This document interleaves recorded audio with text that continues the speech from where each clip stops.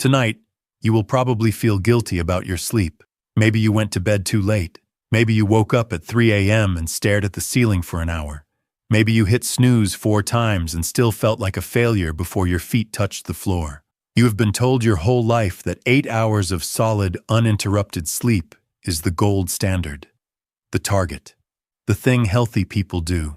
But here is the part nobody told you. That rule was invented, and the science behind it is far stranger than you think. Before we start the video, don't forget to subscribe to the channel, turn on notifications, and like the video. Let's get this video to 1,000 likes. Let's begin. Your body does not want 8 hours of solid sleep. It never did, and the proof has been sitting in history books, anthropology journals, and the sleeping habits of people who have never owned an alarm clock. The moment you understand what sleep actually looked like for most of human history, the guilt disappears. Go back, way back, before electricity, before cities, before the concept of a workday existed. Your ancestors did not lie down at 10, close their eyes, and wake up 8 hours later, refreshed and ready. That version of sleep is a modern invention, a product of artificial light, industrial schedules, and a medical establishment that decided, without much evidence, that one long block of unconsciousness was the correct human default. The historian Roger E. Kirch spent over 2 decades researching sleep across cultures and centuries.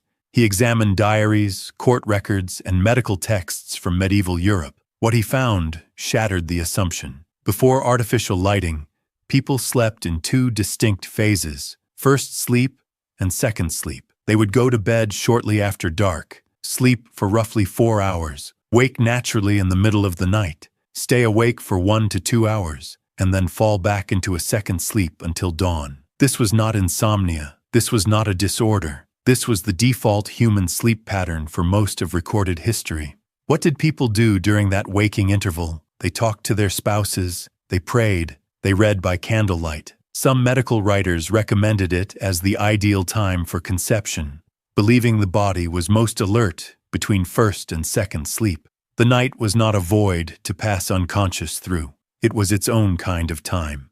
E. Kirch found this pattern across hundreds of years and dozens of cultures. It appears in the Canterbury Tales. It appears in a 1695 medical textbook describing that nocturnal interval as natural and expected. For most of human history, waking at 3 a.m. was not a sign that something was broken. It was just Tuesday night. So what happened? The answer is light. As gas lamps and then electric lighting spread through cities in the 19th century, the night became navigable. Work hours extended. Social life pushed later. People went to bed later, compressing the window available for sleep and erasing the natural 2-phase rhythm. The body adapted, partially, but the ghost of that old pattern never fully disappeared. This is where it gets personal. If you have ever woken at 2 a.m. or 3 a.m.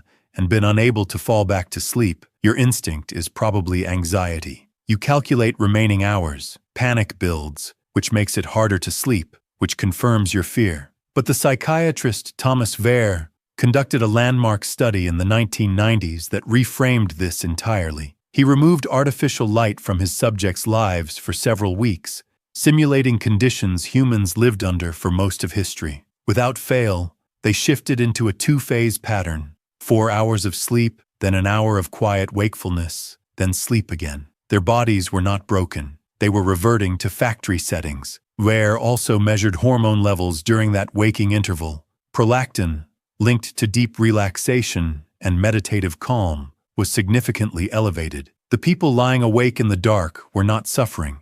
They were in a biologically distinct state of rest that modern humans almost never access because we have been trained to treat 3 a.m. wakefulness as an emergency. The 8-hour rule has a surprisingly thin foundation. The number became dominant largely through industrial scheduling and early studies that measured people already living under artificial light, not the natural baseline. The anthropologist Jerome Siegel studied 3 pre-industrial hunter-gatherer societies: the Hadza of Tanzania, the San of Namibia, and the Tsimane of Bolivia. None had electricity, none had alarm clocks, and none slept 8 hours. On average, they slept between 6 and 7.5 hours a night. Almost none reported insomnia. What Siegel's work suggests is that the modern sleep crisis may not be entirely about duration. It may be about timing, light exposure, temperature, and the anxiety we have built around sleep itself. There is now a recognized condition called orthosomnia,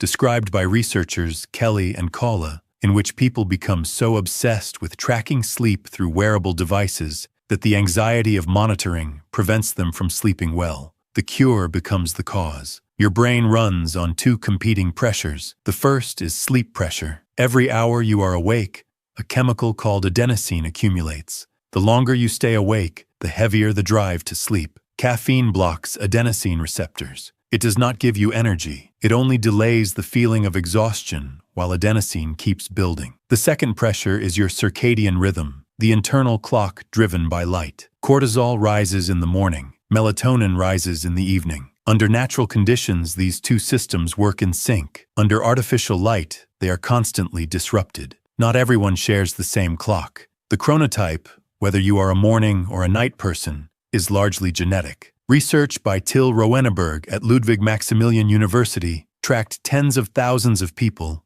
and found a wide natural distribution. About a quarter lean early, about a quarter lean late. But modern society runs on schedules built for early types, leaving a large portion of the population in chronic social jet lag, the misalignment between their biological clock and the one on the wall.